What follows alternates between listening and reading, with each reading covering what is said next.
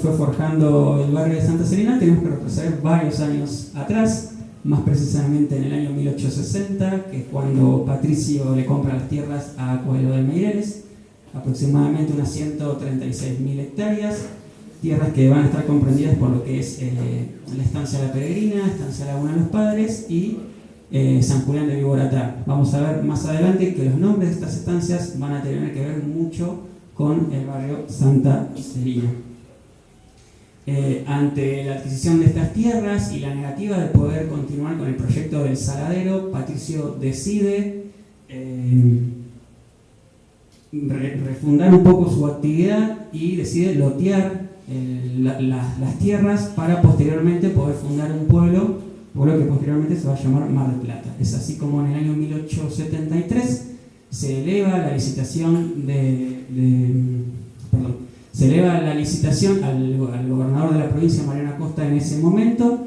Es así como un 10 de febrero, pero de 1874, se funda la ciudad de Mar del Plata. Para el año 1875, Patricio decide cederle parte de sus tierras a su yerno Juan Barrero Babió y a su vez le cede 1,5 leguas de estas tierras a uno de sus hijos, puntualmente a Jacinto Peralta Ramos. En el año 1887 Patricio Peralta Ramos fallece y es Jacinto quien se hace cargo de este legado de las tierras. En el año 1891 Jacinto decide fundar un pueblo que primeramente fue denominado Cabo Corrientes y posteriormente Pueblo Peralta Ramos, pueblo que va a estar delimitado por la avenida Mario Bravo, la avenida 515 y desde la costa hasta lo que es el actual Camino Viejo hacia Miramar.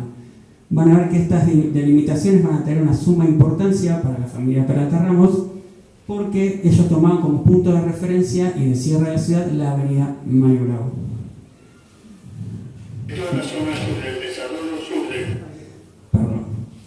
Lo que les comparto acá es un pequeño fragmento de una entrevista que le hicieron a Guillermo Arós Peralta Ramos, fundador de Santa Celina, en donde él hace referencia justamente a este límite de la avenida Mario Bravo y qué importancia tenía Santa Celina en ese momento. Toda la zona sur del desarrollo sur de Gran Mar del Plata, digamos. La región más potente, acá no estamos en Mar del Plata, curiosamente, salía el pueblo de Mar del Plata. Mar del Plata termina en la avenida Mario Bravo. Sigue teniendo, digamos, la ciudad elegido que le dieron originalmente. En función de los que recibieron fracciones de campo sobre esta avenida que hoy en día se creó la avenida, cada propietario se dio su fracción y de ahí surgió la avenida Mario Bravo, hoy en día como la avenida de Circunvalación, avenida 63. O sea que acá, yo lo digo, entonces en broma, Mar del Plata es un barrio de Santa Celina. ¿Tenía razón? Lo he escuchado en varios fragmentos, justamente eso. Bueno, para continuar un poco con el orden cronológico, en el año 1929 Jacinto Peralta Ramos fallece. Es aquí donde, a partir de una sucesión de bienes y un sorteo interno familiar, se empiezan a heredar tierras por parte de los hijos de Jacinto, y es donde aparece en escena Severa Celina de Peralta Ramos, hija de Jacinto, que va a heredar parte de estas tierras, más puntualmente 432 hectáreas, de las cuales posteriormente 74 van a ser destinadas a lo que hoy en día conforma el barrio Santa Celina. Para ponernos un poco en contexto acerca de dónde se encuentra el barrio Santa Celina, estamos ubicados aproximadamente a unos 7 kilómetros de la línea costera sur de la ciudad.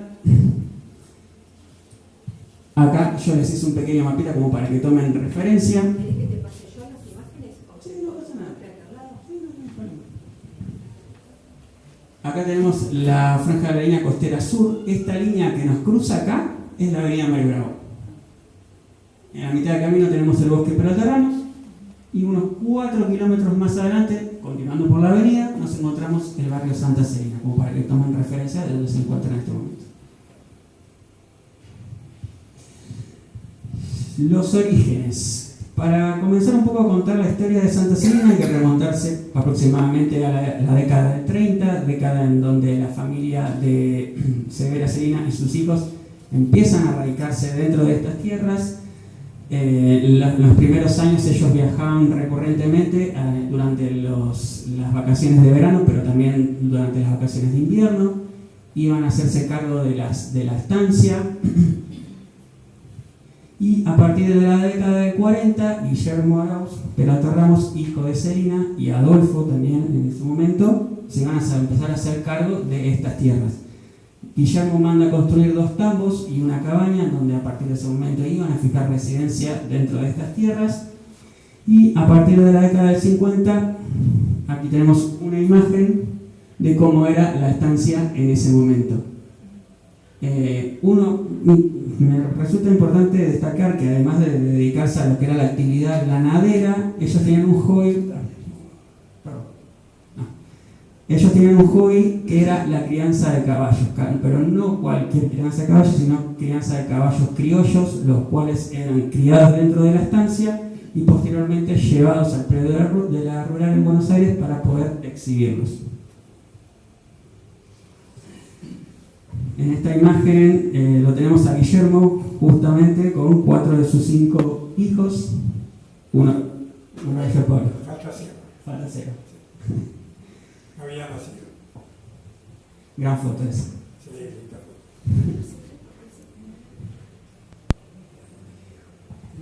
Y a partir de la década del 60 ya empieza a forjarse fuertemente este proyecto, esta idea de Guillermo Arauz Peralta Ramos de poder conformar un barrio.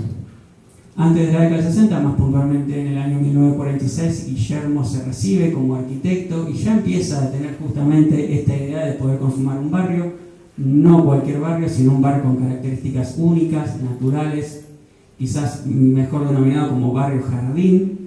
Estos espacios que tengan corredores naturales, que puedan tener esa interconexión entre los vecinos. Pero para que este proyecto sea aprobado debían cumplirse 2 requisitos fundamentales. El primero era la delimitación del mismo, cuáles eran las calles que iban a delimitar justamente el barrio, y el segundo, y más puntualmente, fue el trazado de las mismas.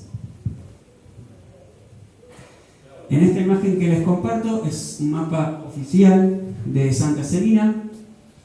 Como les comentaba al principio, tanto las estancias de la familia Peralta Ramos que les comenté forman parte de hoy en día del nombre de la mayoría de las calles que integran el barrio.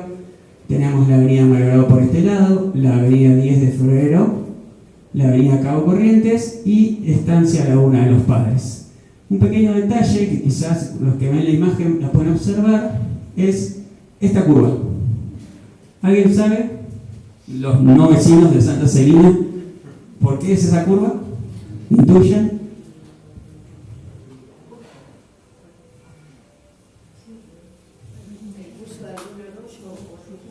No tanto por eso.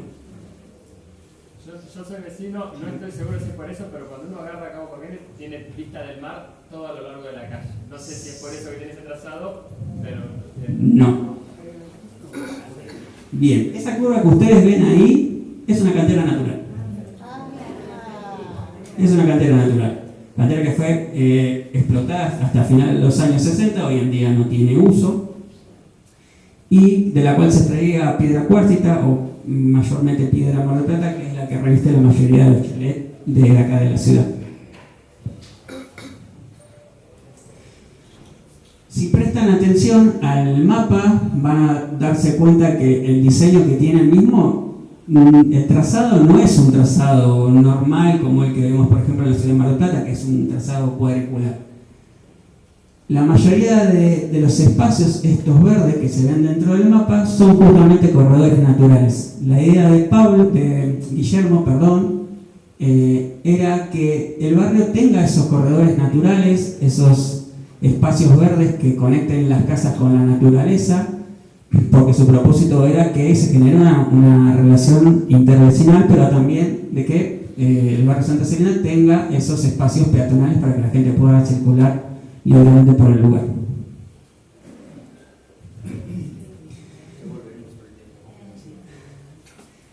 En el año 1964 se eleva al municipio de General Porredón el proyecto de urbanización planificada para la creación del barrio Santa Celina, se aprueba y el 26 de noviembre pero de 1966 se funda el barrio Santa Celina.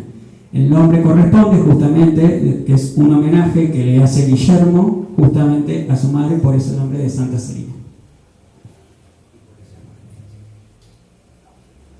Aquí tenemos algunas imágenes de la época, de cómo estaba el barrio. Como pueden denotar, la entrada al ingreso de la estancia era como lo principal que se encontraba en ese momento. Y si prestan atención en estas imágenes, se van a dar cuenta que tiene cierta semejanza con el bosque Peralta Ramos. ¿Pero por qué? Justamente porque es una zona boscosa. En la actualidad podemos encontrar aproximadamente 15 especies distintas de eucaliptus dentro del barrio. Esta es una de las imágenes también de la década del 70. Aquí no se puede observar tanto en proyección en imagen, pero para que tengan referencia, Santa Celina es uno de los barrios o de los puntos más altos de la ciudad. Se encuentra aproximadamente entre los 20 y los 50 metros de altura sobre el nivel del mar, como para que tomen referencia de cómo son los terrenos y las características del lugar. Por este motivo, cuando Guillermo decide realizar el trazado de las calles, se encuentra que por la altura que tienen, es algo complejo realizar un trazado cuadricular, como les venía comentando. Es por esto que él decide esperar los periodos de lluvia dentro de la época de verano y, montado a su moto, él decide salir a recorrer el barrio para denotar por dónde pasa la caída del agua para realizar ese trazado. Es por eso que tiene ese formato, el mapa. Tiene esa característica muy particular.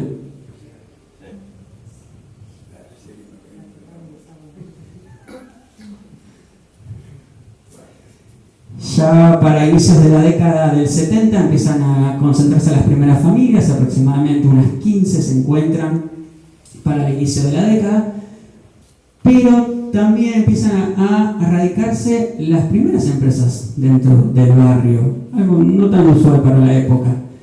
Una de las primeras empresas en radicarse es Entel. Justamente en el año 1976 presenta un proyecto y empieza la construcción de una antena de telecomunicaciones, antena que se va a inaugurar posteriormente 2 años después para lo que fue justamente el Mundial de Fútbol de aquí en Argentina, más puntualmente en Mar del Plata en el 78. La antena de telecomunicaciones fue instalada por la empresa Ítalo-Argentina Techin, con insumos traídos desde Francia, con componentes traídos desde Francia e insumos traídos desde Japón, puntualmente. Hoy en día hay un proyecto que fue presentado por los vecinos que es para utilizar la antena como mirador. Así que se los dejo a futuro para si algún día de mañana quieren recorrer el barrio y utilizar la antena como mirador. Todavía está en proyecto. Ya para inicios de la década del 80 empieza a haber un quiebre social, pero de manera positiva. El primero tiene que ver con que la provisión de agua hasta ese entonces se hacía justamente desde el casco de la estancia. Como los terrenos no tenían todos la misma altura, había terrenos que estaban por arriba del casco de la estancia y había terrenos que estaban por abajo, no recibían la misma presión de agua de igual manera. Por este motivo, un grupo de vecinos decide reunirse y hacer un reclamo a la empresa de obras sanitarias, la cual les recomienda crear una personería jurídica para que el Estado los pueda reconocer justamente como una entidad civil. A partir de este momento, el barrio es reconocido como una entidad civil y allí nace la Asociación Vecinal de Fomento de Santa Celina. El segundo quiebre social es justamente un evento social que hasta hoy en día para la mayoría de los vecinos es considerado el más importante dentro del barrio, y es el evento denominado el evento de Navidad. El evento de Navidad consistía en recorrer el barrio con uno de los vecinos, Luis Ventivoli en ese momento, y Rita Sáenz, quienes estaban a cargo de ese recorrido. Se vestían de Papá Noel, recorrían el barrio, regalaban juguetes y caramelos a los chicos y finalizaban el recorrido en uno de los lotes del barrio con el resto de las familias que venían para cantar villancicos. Eso, aunque parezca algo que no es tan normal, eso realmente va a generar esta mancomunión, esta unión vecinal para los vecinos que va a generar mayores éxitos más adelante. Para la década del 90, y ante esta serie de reclamos que generaban los vecinos, se eleva una petición para crear un espacio recreativo y de reuniones sociales para los vecinos. Es así como en el año 93 se inaugura la plazoleta de las estancias, justamente en honor a las estancias de la familia Peralta Ramos. Y ya para finales de los 90 se empieza a construir la sede de la Asociación Vecinal de Fomento, sede que va a llevar varios años. Su obra de construcción se inicia en el 99, pero la finalización de su primera etapa termina en el 2003. O sea, fueron 4 años de obra. La mayoría de los elementos para la construcción fueron traídos por vecinos, que la mayoría de los vecinos en el barrio paradójicamente son arquitectos, no todos, pero la gran mayoría. Consiguieron materiales de una obra de construcción y también fueron ellos quienes emprendieron la mano de obra para poder construirla. En el año 2005, y a través de un subsidio del gobierno nacional, se logra poder construir un segundo módulo y en el año 2010 se construye el tercer módulo y final que hoy en día se encuentra dentro del barrio. La mayoría de las actividades que se brindan dentro de la Asociación Vecinal de Fomento tiene que ver con lo social, con lo recreativo y con lo cultural. Década del 2010, aquí va a haber un quiebre demográfico dentro del barrio. Hasta el año 2010, aproximadamente eran 120 familias las que vivían en Santa Celina. A partir del crédito por crear, pasaron a ser 350, que son más o menos las que viven hoy en la actualidad. Hay relatos que describen que se llegaron a ver hasta 10 horas en construcción para ese momento, cosa que no se había visto nunca. 10 horas de construcción en paralelo, perdón, cosa que no se había visto nunca. Para el año 2016 se celebra el 50 aniversario de la fundación del barrio. En esta imagen, no la tenemos acá. En ese evento se le entrega una placa y se hace una mención especial a Guillermo Arauz. Y paradójicamente ese fue el último evento social en Santa Celina donde se lo pudo ver. Al año siguiente, el 29 de mayo, pero del 2017, Guillermo fallece a sus 96 años. Año 2020, como todos sabemos, pandemia, terminamos todos encerrados.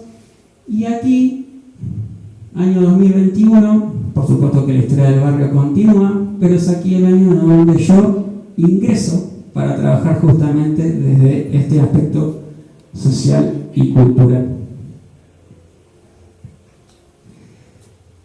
Voy a hacer descripción de 2 actividades que realicé, una como desde el rol de estudiante, otra ya dentro del ámbito profesional. El primer proyecto que nace se llama Proyecto Construyendo Identidad dentro de Santa Celina. En ese momento me encontraba cursando el tercer año de la carrera de licenciatura en turismo y nace esta idea de poder trabajar con el barrio. Esto surge a partir de las prácticas sociocomunitarias que se brindan dentro del ámbito institucional y son acciones que realizan los estudiantes. Estas acciones podrían involucrarse con la comunidad, de poder tener un campo visual un poco más real fuera del ámbito institucional.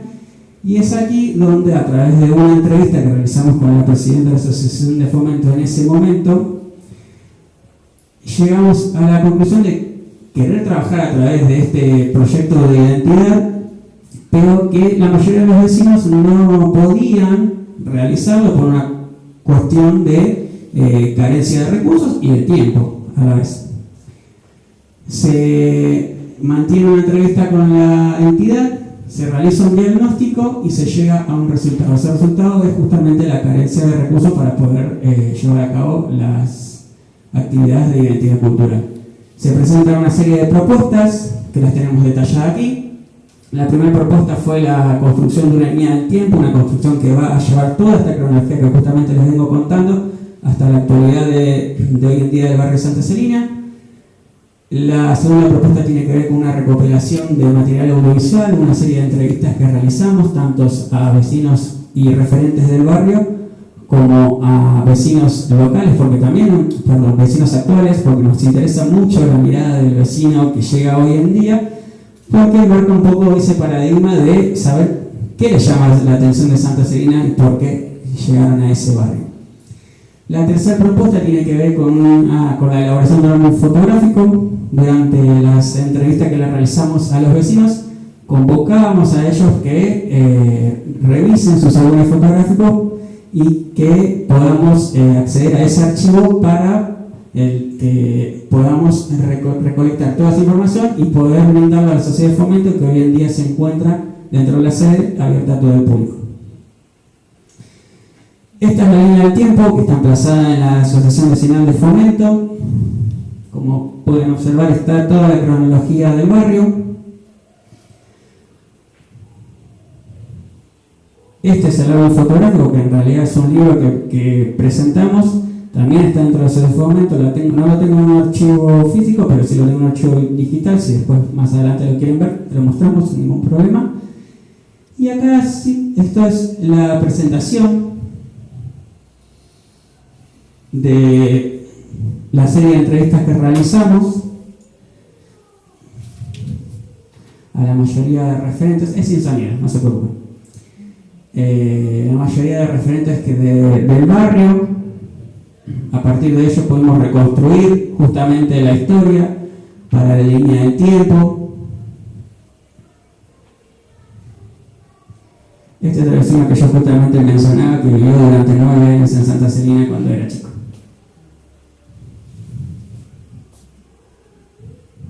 Bien, esta parte también de la presentación.